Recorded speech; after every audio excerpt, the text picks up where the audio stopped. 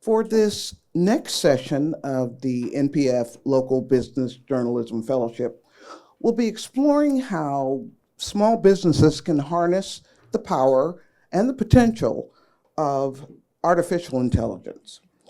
We're joined today by Professor Balaji Padmanabhan.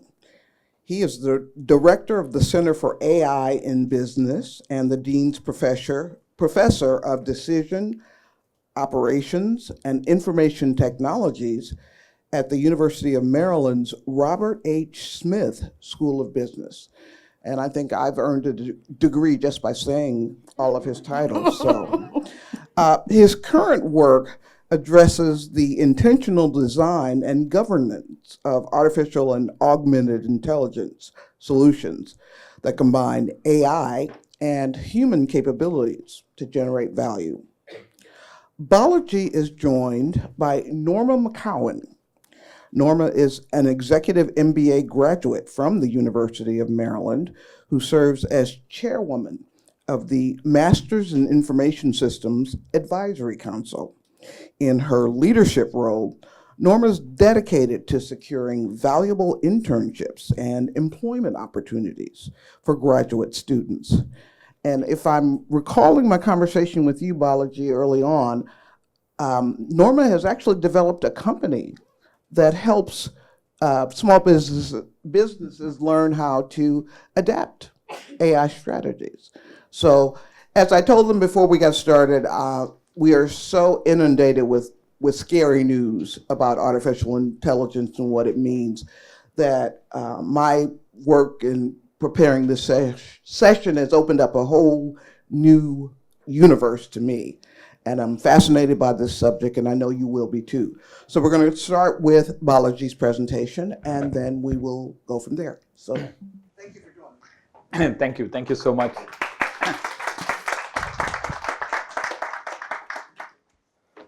So thank you all for being here. And frankly, when they'd asked me to come to your audience, I didn't have context.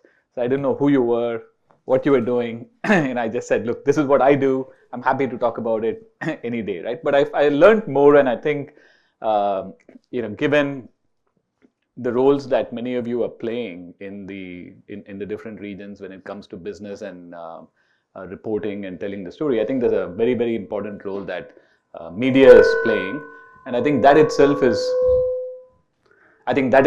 a separate topic for another day, right? To look at AI's impact on media and what it's doing to everyday life, right? So information and reporting is even more important given the amount of AI-generated slop and other things we are seeing. Just separating what is real from what is not, what is important from what is not, is becoming increasingly harder. And so this is where I think the role of traditional journalists and journalism become, in my view, even more important than it's ever been. So I think, is there still some echo? No, a little bit maybe. So you know what, I wanted to touch upon a few things. Like in the first part, talk about, there's still a little bit of echo somewhere. Is it good now? Yeah. So, I wanted to talk a little bit about the capabilities of AI before we get into AI in small business, because one of the things I always tell people is that it's very, very important to understand this thing that we're working with. And it's very important to understand what it can do and what it cannot do, right? And many times when you look at people talking about AI, you get a sense that it's magic, right? That AI is magic. It can do everything under the sun. Right? I used to tell my students, look, if you want magic, go and watch Harry Potter. AI is not magic. It's something very different. But in that sense, I thought magic is a very bad metaphor for AI. But I'm not so sure, right? Increasingly, when you look around at the kinds of things AI can do, it turns out I think magic is actually a very good metaphor for AI. Some of you may have been around when this happened, right? When Watson played Jeopardy. And this was really I think there are a few times in history when the world saw AI in a big way, and this was one of the early such times. And what happened here was spectacular. Like if any of you haven't seen this, definitely look this up on YouTube. IBM Watson beating the world's best Jeopardy players at Jeopardy was just unbelievable at that point. The closest we are seeing to it now is happening in the last 2 years with ChatGPT and Claude and so on, having the kinds of conversations that it's having now, right? So when AI works, I think magic is a good metaphor, right? It seems almost very magical, but the reason magic is a good metaphor is if many of you or any of you talk to magicians, they will also tell you that magic is not magic, right? There are a bunch of very specific things they do under the hood that create the illusion of something magical, right? But there is a mechanism, there is a logic, there's a reason for how they're able to do what it is. And AI is very similar. When great AI works, it should look like magic, but under the hood, there's a very deterministic logic that's playing out, which is also important for all of us to understand, because that's how we understand what it can do and what it cannot do, right? So, this is very, very, broad and high level. But one of the things I wanted to point out was AI has been around for a very long time. And I started my journey in AI maybe about 30 years ago when I did my undergraduate thesis in genetic algorithms. Then I went into a PhD in machine learning and AI in business. So I've been in this area for a while now, doing more or less the same thing. I write papers, teach courses, and work with companies, right? But for the last 25 years, been in academia doing all of this. So if you look at the examples that we used to show for AI, many of these examples are 40 to 50 years old. AI is a chatbot, AI is doing medical diagnosis, AI is playing games, right? In fact, the earliest paper is 1950, right? 75 years ago. You fast forward 70 years, you see the same use cases, right? AI is a chatbot, AI is doing medical diagnosis, AI is playing games, right? And why is this more or less the same? I think there are 2 points which are important to understand from this example. Number one, I think AI has always pursued this amorphous, vague concept of intelligence. And how do you get there, right? If you ask people to define intelligence, you may not get the same answer from different people. But AI has always been about pursuing intelligence. Initially, it was human intelligence. And so the kinds of use cases AI was going after were the kinds of use cases where humans are known to show intelligence, which is playing games, having conversations, right? And things like this. And so that hasn't changed over the years. But like if you look under the hood between what powered the old AI and what's powering new AI, this is night and day, right? In a sense, the previous generation of AI was learning from, here I've said pre-programmed logic. So what that really means is it's learning from what we code the intelligence as, right? So think of human designers explicitly coding the intelligence. That's what we used to build before. Now, if you look at that concept, you can only get as good as our own intelligence, right? If the best we do, if all we are doing is putting our own knowledge into the system, you can get as good as what we know, right? The modern systems, on the other hand, are powered by massive amounts of data, as well as this learn by experience paradigm called reinforcement learning. Just like humans learn from experience, these algorithms are learning from experience by playing in simulated worlds. These two are game changers because potentially, if there's stuff in the data that even humans cannot fully process, these systems can process it, right? This is why AI is doing amazing things like medicine, where we are generating so much data and knowledge so much data on a daily basis, but humans don't have the time to completely process all of these. These systems are geared to teasing stuff from data, and it's not surprising that they're starting to do even better than humans, right? Same thing with game playing. They're learning from experience by playing against themselves millions of times in order to get better at playing games, right? So I tell my students and others that, look, today if you play a game with a computer and you win, it's only because the computer let you win. There's no chance anybody in this room is ever going to beat a computer, because this is how strong that reinforcement learning paradigm is. It's near impossible, right? When at the levels it can get. So that's the kind of capabilities that we are looking at here. Now, this is not super important from the point of view of what you're doing in small business, but I want to end with capabilities, 4 points. And if you'll see, there's a commonality here, right? So what are the major things that brought us today's AI? And who was responsible for it, right? So what is the big developments here?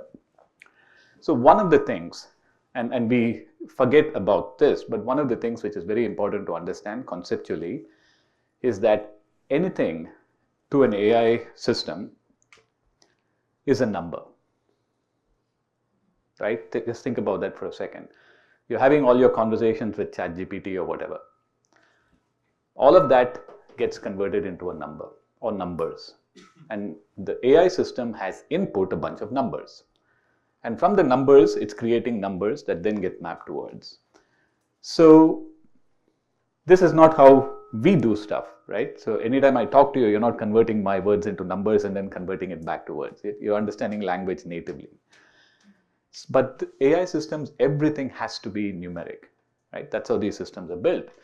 So the first really biggest advancement in this space was, how do you create numbers itself in an intelligent way? How do you take a word? How do you take a sentence and convert it into a number? So Google was the one that came up with one of the first methods called embeddings. And that essentially is an embedding technology called word-to-vec. How do you convert a word to a vector? It's about 10, 15 years back. But that was a very seminal advancement in the field where they said, you know what? We can convert words to numbers in an intelligent way, not in an obvious way, right? So you might say, look at a dictionary. If a word is the 18th word in a dictionary, map it to the number 18. But that's not a sensible way to map words to numbers, right? You want to map words to numbers so that similar words map to similar numbers, right? And that's what Google did with embeddings. So that was one of the big things. The second thing that Google did was, in order to train AI systems to do whatever they're good at doing, you need input-output pairs of information to train these systems. Before ChatGPT, probably the best AI example was in translation, on how you translate language from one language to another language, English to French and so on. And most of you probably use Google Translate and other services. In order to do this, they had to get input-output pairs. And where do you get this from? From people like you, right? But who work for organizations like the United Nations. United Nations had a mandate where every document they processed had to be converted into all the languages of member countries. Now you have a rich corpus in which you have input-output, and that's how Translate was born, right? But the key thing to this, again, is to remember that if you have enough input-output pairs of anything, these systems now get very good at learning these input-output pairs. The third big development came about 7 years ago when a team at Google came up with this very wonderful technology called attention, which is now a key part of all AI systems. And it's a very simple thing for most of us. So for instance, if we were looking at a sentence which said, Mary got up from her sleep to look at, and left the word blank, what would you fill it as? Now, suppose in context, you knew that the discussion was about Christianity and so on. So then Mary now obviously means something very different, because the previous context was about Christianity, and you might want to say looked at something else related to religion. But suppose the previous context was nothing about Christianity. It was just a bunch of people, and Mary was just another person, right? So you might say looked at something else, right? So in order to fill in the gap, we would figure out which part that came before was important. Was Mary important, or was something else important? And so humans are very good at paying attention to different parts of what came before in order to speak. So this 7 years back, Google came up with a technology where the algorithm also was doing that. It learned to pay attention to the right words that came before it in an intelligent manner. And that was a paper they published called Attention is All You Need, right? And this paper really brought us modern AI, because when they implemented the ideas in this paper at scale and trained it on all the information on the web, we got ChatGPT, right? And so the very last thing here is the feedback and how you can get better by trial and error, how you can get better by doing the same things many times that humans are very good at doing. There was a team based in the United Kingdom called DeepMind, which Google acquired, that built technology to do this really well. And this is part of a lot of the game playing systems. And now, one of the common things you look at in all these four, like the big advancements that led to modern AI being what it is, you see Google everywhere, right? And this is, in a sense, like, the modern AI that we have, a lot of the innovations happened here, and Google deserves tremendous credit for it. But now, of course, everyone is using it, right? That everything here is public. There's nothing proprietary. So today's AI has lots of things. It's a very complicated world. There's the good, there's the bad, there's the ugly. And every day you see examples of this. AI can do amazing things to help people. There are also some extremely bad things it can do. And one thing that I've learned being in technology for a long time is that whenever you have very powerful technology, it sometimes feels as if the bad guys use it better than the good guys, almost always, right? But then when you think about it, it's not really bad guys or good guys, it's whoever gets the most return on investment. And it's just that the bad folks, for them, ROI means something very different, right?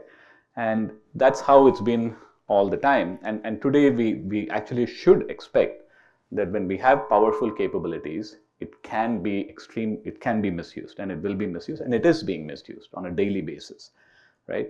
At extremely dangerous global scales as well. And so this is something for us to watch out for and collectively figure out how do we defend against really bad things that can happen. The ugly is other issues, right? There's the environment. AI is very energy hungry. There's this issue of copyright. AI learns from input-output data, and how did it get that data? AI is great at programming. How did it get great at programming? By looking at us program, right? And now we are out of jobs. And so how do we think of this, right? How do we decide that it's okay to do certain things and it's not okay to do other things? So these are the ugly side of AI that needs a lot of attention as well. So last point, and then everything else is small business, I promise. There are two questions about humans and AI which are very important. And this does also make a very important, this obviously matters to all businesses and small businesses as well, which is, how do you react to certain things out there? So one of the things that you keep hearing of is AI will replace humans at pretty much everything, right? And the United States has moved towards an information economy in the last few decades, and AI is exceptionally good at information processing tasks. Now you put these two things together, it looks really bad, right? Because that's what people are doing. They're processing information, and that's what AI is doing. This morning, I was at this event where I have a very nice tag by Anthropic, right?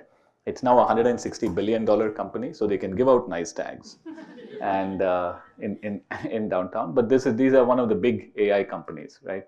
Like you have the big players. You have OpenAI with its Microsoft partnership. You have Gemini with Google, Llama with Meta, and Anthropic is Amazon, right? Not Amazon, but partners, right? Close partners. Interestingly, in the conference, they didn't mention Amazon even once. It was all just Claude. And but you hear that, and this team keeps coming out. They presented data this morning to show how at programming, at things like this is vast superior to humans. And they had quotes from their own folks saying, as I'm waiting for Claude to finish this task, my main question is, what should I be doing? Right? These are the things their software engineers are asking, right? Saying that, look, this is capable of incredible things at information processing tasks. So what does this mean for us, right? So one of the things that I tell people is that, yeah, look, anything is possible, but we've always known that, look, these types of models that learn from data tend to be good when the future is like the past. This is where they excel. humans over time have become good at what I call as edge cases, where something unusual happens and we know what to do, right? And I don't think AI is there yet in a way in which we'll let it handle edge cases. At an extreme example, sometimes I tell people that, look, many of you have doctors, and you go to your doctor, you see what they say when you show up, and 9 times out of 10, I feel I could have done the same thing, right? And you probably feel the same way as well, right? And if you and I could have done the same thing, and AI trained on data can also do the same thing, right? But that 20 minutes a week, when the doctor is making a decision that you or I could not have made, right? The doctor is probably saving some lives. If you know exactly when that 20 minutes comes, you can fire the doctor for the rest of the time and hire the person for 20 minutes. But you can never tell when these edge cases show up. They could show up at any point in time, right? And so these types of scenarios is where often human intelligence tends to be vast superior. Now, does it mean AI will not ever be good at edge cases? Maybe, right? I'm not sure, but I don't think we'll ever be able to trust it on edge cases, right? And so, therefore, like on this question, I think, we are seeing AI do a lot of information processing tasks most people can do. So the message that's going out is that it's, right now it's probably better than an average human being at any information processing task, but that's the point where it's at, right? So what does it mean for us? I really think we have to keep ourselves where we are better, right, at the edge cases and so on. So so essentially, I think some people say humans make mistakes too, which is true. But I think we've come to understand that we know how humans make mistakes, and we can train them so that they don't make those mistakes. It's very hard to know where AI makes mistakes. When AI makes mistakes, it makes ridiculous mistakes, and I don't think we'll. I really like this mindset of how to think about modern AI. Now, Mustafa Suleyman, who is the chief AI officer at Microsoft, this is his metaphor. And he's trying to build AI at Microsoft. And his book is a very scary book that if any of you haven't, if you've read, he's the guy who's built DeepMind and one of the big thought leaders in the AI space. I think I forget the title of his book, The Coming Wave. Look it up, by Mustafa Suleyman. It's a fantastic book, but it's pretty scary in terms of what all AI can do. And he's the guy who's been building it for the last 20 years. So he should know what he's talking about, right? And he's now the chief AI officer. But his metaphor now is, look, rather than thinking of automating people out, etc., maybe the mindset should be, how do we give everyone a superpower in their pockets? And this, I think, is what will port to small businesses too, right? Which is, if you think of AI as this tremendously capable thing that can do a lot of information processing tasks extremely well, if we design it well for each one of us, instead of trying to do our jobs, it should be our superpower, right? It should be something that's helping you, right? Doing your job the best that you can do. This is not how the tech companies are approaching building AI systems necessarily, but as enterprises start using AI, this is the mindset which will be very good for them to start adopting. And this is the same mindset now that small businesses will also benefit from, right? What kind of superpowers do they need, right, to do their job well that they did not have earlier, that they now can have with AI? Lots of many such examples, right? And you spend 5 minutes, if I get you in breakouts groups, you'll come up with like 20 more examples of things that modern AI can do that can help these small businesses do their own tasks easier, right? Now, I'll give you, at Maryland, we did this AI for small business workshop, and I may show you like a link there in a couple of slides. Last summer, we did it in 2024.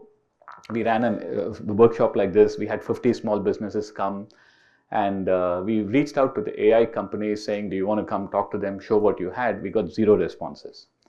And essentially, a year and a half back, what it was these big tech companies wanted to sell to the big companies. They had no interest in selling to the small business because they did not see them as a viable market yet. right? And that was an issue because these guys are like almost 45% of the GDP in the United States. This summer, when we did it in June, there were a ton of startups that had small business AI solutions. So in a year, there's a huge uptick in the kinds of things we are seeing. And these are the kinds of examples we are seeing, and our students work with small businesses to do some demos for them to take their use cases and help them use AI. And so this one is, for instance, there are many apps that now fall into this category. These are no-code apps that can create, these are no-code solutions that can create apps and websites automatically, right? In one sentence, you get your app, right? Almost something like this, right? Give me an app to help customers make reservations for lawn mowing services. If you use one of these products, which is called Bubble, it'll create this app for you, right? Which is mind-blowing, right? Earlier, you would have to hire people, do all kinds of things to get this done, but now you can do this. There's this very popular social media app called Jasper, which is aimed at small businesses as well, to create tons of marketing content for them automatically. There is this thing called Sprout, that if a small business wants to run stuff on Instagram and so on, and TikTok, this thing can automate that for them. So you just focus on your job, social media is taken care of, marketing is taken care of, an AI chatbot is answering your emails, life is good, right? Are we there yet? No, but these types of solutions have started coming up, right? And if you think of these types of solutions, these are the examples of superpowers that small businesses need, right? They're walking around doing a million things. And I tell people when we do these workshops, people tend to say mom and pop, right? Small businesses. I say, no, it's not mom and pop. Sometimes it's only mom or only pop, right? This is a team of one trying to do everything. And every additional piece of help they can get is going to be a productivity boost, right? So the biggest boost that will come to the economy will come from individual users of AI and small businesses using AI, right? But this sector has had the least formal support from the tech companies or from the government significantly. Like, SBA has been doing a lot of good things, but I feel small businesses need a lot of support to make this happen, right? Right now we have the tools, but the kinds of things that Norma is doing is going to actually make it more possible.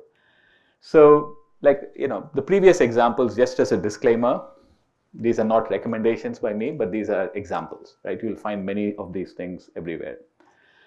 So the one thing that I wanted to note here is what we have done here, right? So I was telling you that this small business workshop we did was in collaboration with Prince George's County in Maryland. And they approached us a year and a half back, and now we've had 2 workshops with them. So in this slide, the first one, I'll share these slides with you. In the first link, you'll see what this workshop looks like. There's a small YouTube video where we interview some of the people who participated in, like a 2-minute clip that you can see what we did. After we did this, we followed this up with a free Coursera course on AI empowerment for small businesses that we launched in last year sometime. And this is free, open to anyone in the world. And the most important and really impactful thing I think we did was with this one. So this has a different history. In February, mid of this year, we started seeing a lot of layoffs in the DC area with the federal workforce and others. And at the University of Maryland, we wanted to do something to help them. So I got together with a team of 10 faculty, and we put together a 10-module AI and career empowerment course in order to help them transition into the private sector. And as part of, we have 10 modules, we have content from faculty, we also have interviews from industry experts, chief AI officers at firms and so on. So it took us 2.5 months, and it's completely free. We wanted to do this to help the community. We launched it May 1st. And as of, I think today, we have over 30,000 people from every federal agency who've gone through this program. And it's one of the best things we've done. The content is very broad. Like, it's more than, this was meant for mid-career people trying to figure AI out. But this too, I think, could be very useful for small businesses. In addition to, what we did with the Coursera course. In the Coursera course, we have about 700 people who've taken it. This one, we've already had 30,000 who've gone through this program. And but these are very exciting times. What we want to do, our vision, we haven't done all of these yet, but at University of Maryland right now, I'm partnering with the SBDC, the EDC, and others as well. Our goal is to try to build a one-stop shop, a digital platform for small businesses, so that whoever you are, you can come to this one place and get everything you want, right? Where you use AI to talk to this platform, and it'll tell you if you're a hairdresser, if you're running a equipment company for agriculture, what are the AI tools that you can use, and how do you get it, right? So we're in the process of figuring out how to build this, because if we build it, we feel it'll be a resource for the entire small business community that's out there. So I think we'll go into our conversation with Norma, and Norma can tell you the amazing things she is doing now in her newer capacity, helping small businesses. And both of us will be here till however long you need us to, right? If you have questions later, and you can always follow up on email as well. So hello everybody, I'm Norma McCowin, and as Balaji said, I started a company, Creative AI Solutions, as I sit on the advisory board at University of Maryland Information Systems, and I, like what Balaji was saying, was sitting there thinking, this is an amazing amount of information and amazing tools that most small businesses or medium-sized businesses wouldn't have the advantage to be able to take advantage of. And so as I'm sitting there, I'm participating in all of the courses that he mentioned, all of the events that he mentioned, and I'm sitting there and I'm thinking, how can I help? I'm also responsible as the advisory chairman of the MSIS advisory board. As the chairman, I'm responsible for trying to find opportunities for our students, right? We have some amazing students who are super knowledgeable in technology and business. And what I was finding is it was hard to be able to find them opportunities, right? And so I started putting together what I thought was the right mix to be able to capitalize on what's happening in AI and what's happening for our students at Maryland trying to find jobs. And so I launched the company.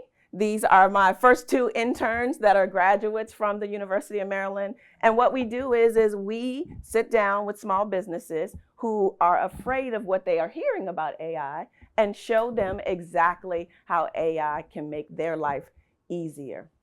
Just like he said, what we're finding is it gives them the ability to be able to remove redundancy in what they're doing, create efficiencies for what they're doing, which then be able to create the business value that they need. And so what we're doing is we're showing these small businesses what tools are out there in open source for them, allowing them to then be responsible and have more ability to be able to control their technology, and then also be able to create for them that business value that they're looking for.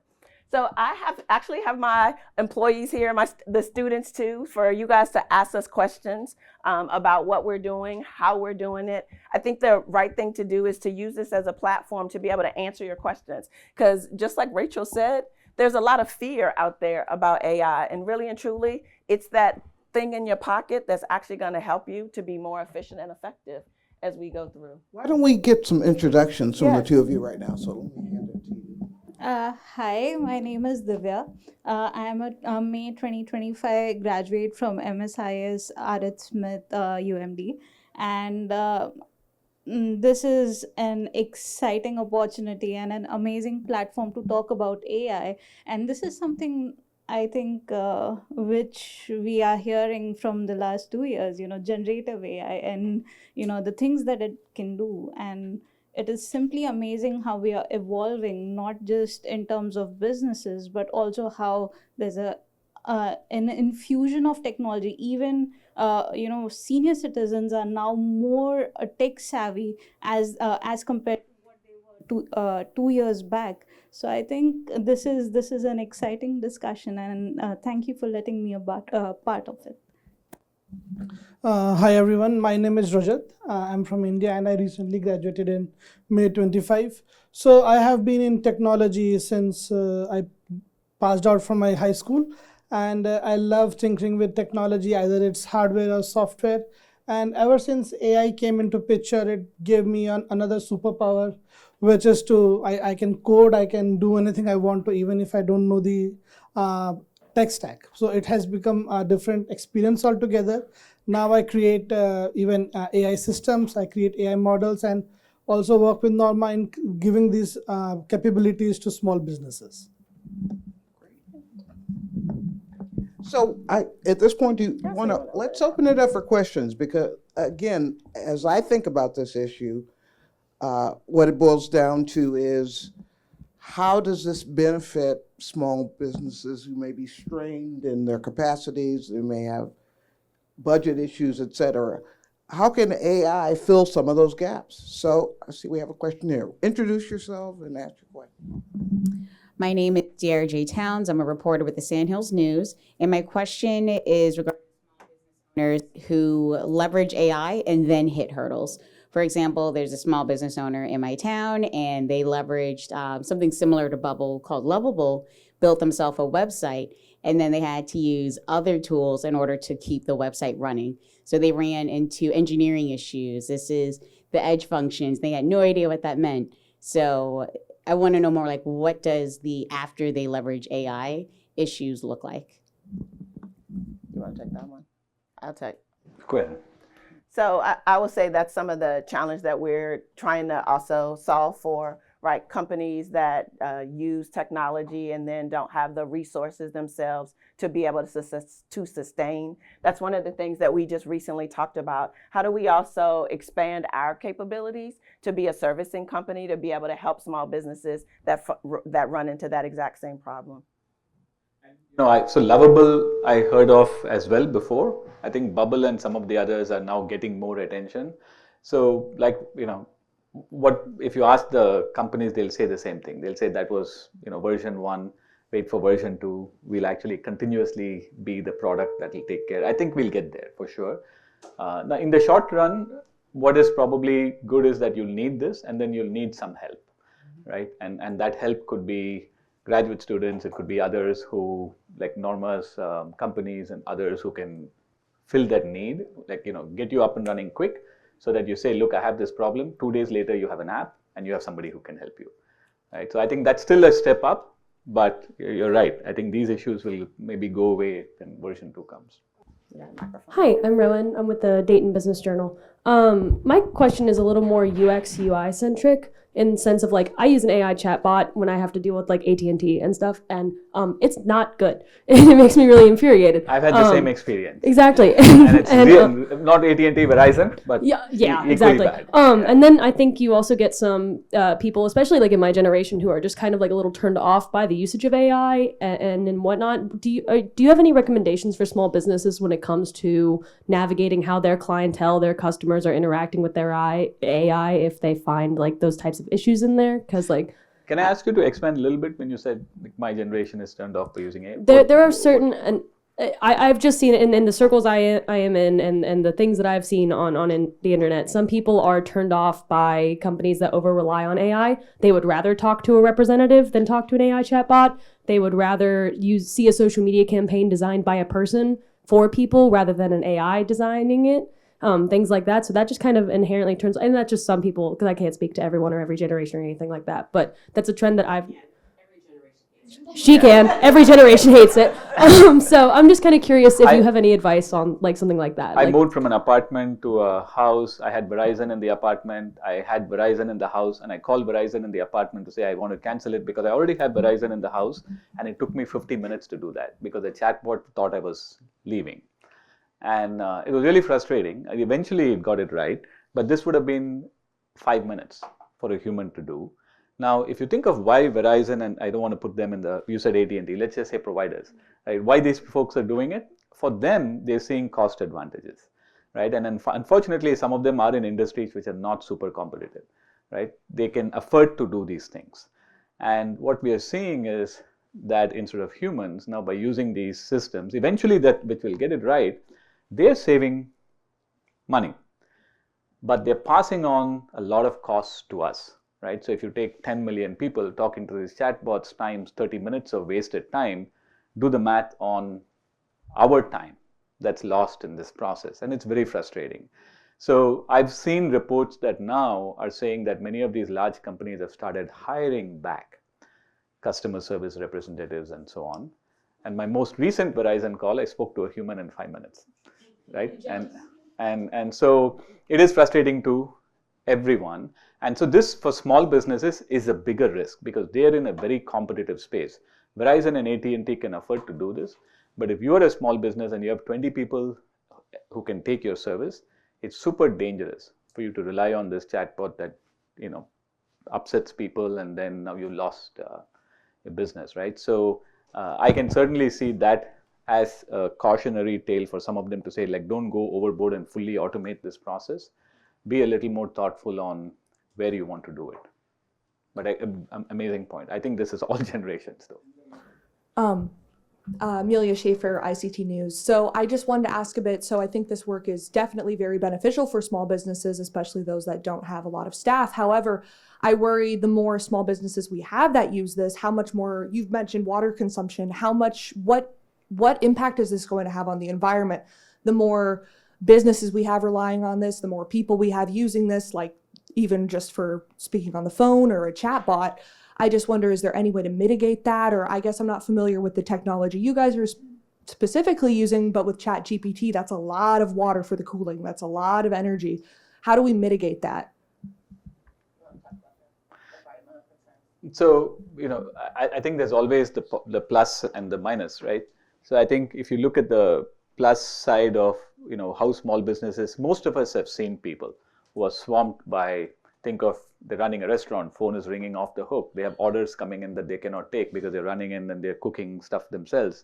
There's the AC mechanic who's fixing mechanics, his ACs, and his phone is ringing from customers who want to schedule his appointment, and he's losing business. These things AI is very good at taking care of, right? So I'm busy doing my job. My AI talks to the person saying, look, I'll make an appointment for you, etc. So boom, I haven't lost sales, right? The person is cooking at the back, AI takes the order efficiently. Now there's another order. So those, I think, that's where I feel we can help the small business. Now, on the energy use, absolutely right? So I think every use of these systems is now burning GPUs somewhere. I don't think there's been a good handle for things. I mean, these tech companies haven't released energy consumption details in a very transparent way. They don't report this as much as maybe they should. And the systems have become very efficient, like DeepSeek, for instance. For all the negative press it got, one of the amazing things DeepSeek did was fantastic technology that made the cost of producing output tokens a fraction of what ChatGPT and others were using. And that automatically means energy consumption drops by a tenth. And so these systems have two things on the technology side. Two things are happening. One is that there are newer technologies that are making it easier to produce output tokens, which means lesser energy cost. There is also a shift towards smaller models instead of large language models. So now they are talking about small large language models, SLLMs, right? Which are not so big. They're good at one specific task, but because they're smaller, the energy consumption is significantly lesser. So that's what's happening on that side. I don't have a better answer on, how we can control, people from going crazy by just using as much energy they can get access to.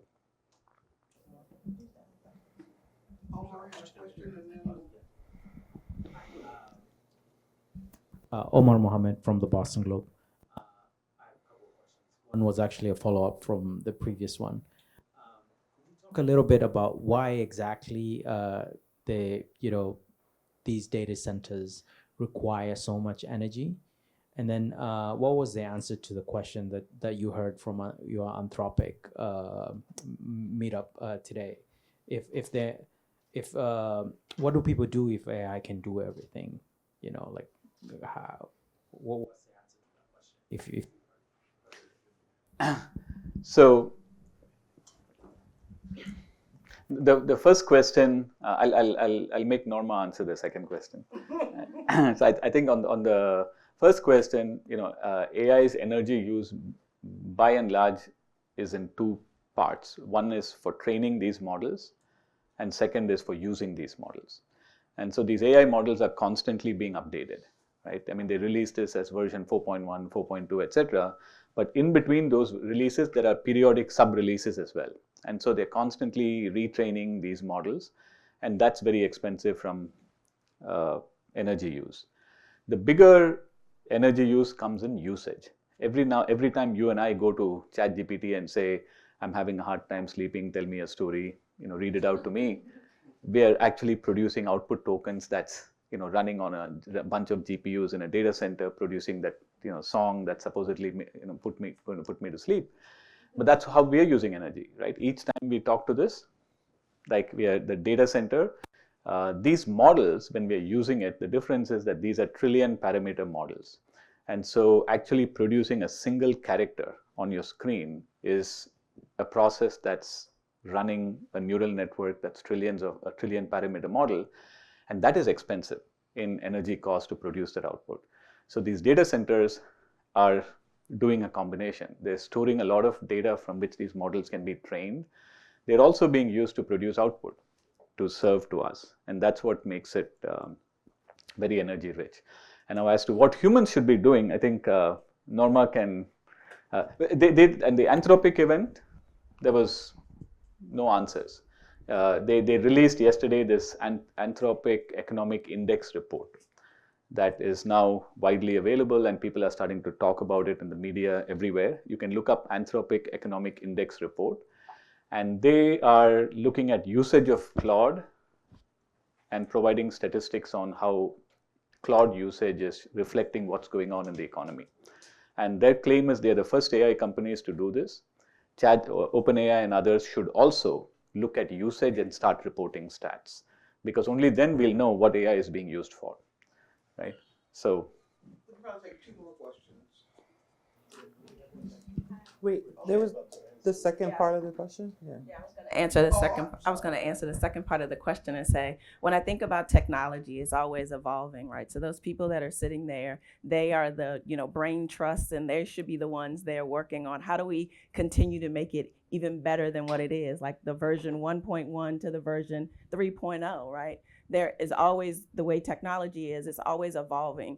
So the thought that, it's creating for people a space to be able to be even more creative, to me, is like how I would have thought somebody would have answered that. But it's interesting that they're silent, because when I think about technology, it's moving and growing and stuff so fast that it's almost at the speed of light. Before you know it, there's the next version or the next generation. And so there's that opportunity for them to continue to be creative and to create what is the next amazing thing, technology. Okay, so we're going to have two more questions. Remember, they're going to be around. Oh, that's right. We'll be around. Because can we just also say, like, we're hearing you guys talk a lot about, stories about where you're hearing challenges in AI, but we actually have some real success stories that we would like to share. So please come up to us so you can hear some of those, because we want to answer your questions, though. Let's go back here, and then we'll come back up. We can go right up there. Oh. I'm Alina Johnson from Bridge, Detroit, and I am also a small business owner. So I would like to know three things, all related. So 1, what is the name of your company? 2, can anyone use the service? But also 3, do you take advantage of the PTACs or the procurement technical advisory centers that assist small business in things they don't know how to do, such as use and take advantage of procurement and contract opportunities with state, local governments? So first question, my company is Creative AI Solutions, and that is also the website. Second question is, yes, we do take any and everybody. And third question is no, we have not done that yet, but we would love to get some information to be able to help.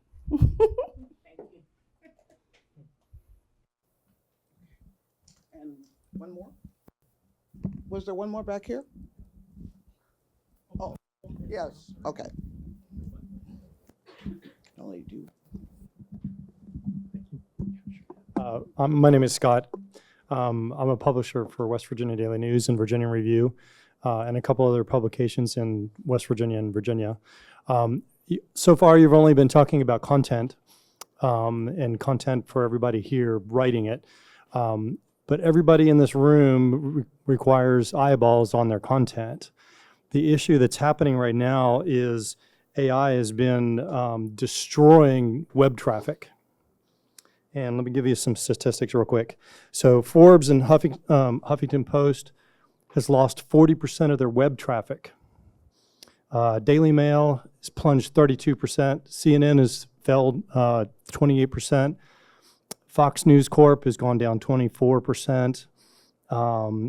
Basically, in terms like New York Post, they drew 433 million page views in June 24, falling to 381 million in 2025. What this means is that people are going to Google and then immediately the AI is in the front and it's going to 0 clicks, which means that this is an imminent threat on every single newspaper in this room. What are your suggestions in how newspapers can pivot and use AI to actually generate revenues instead of having revenues taken away?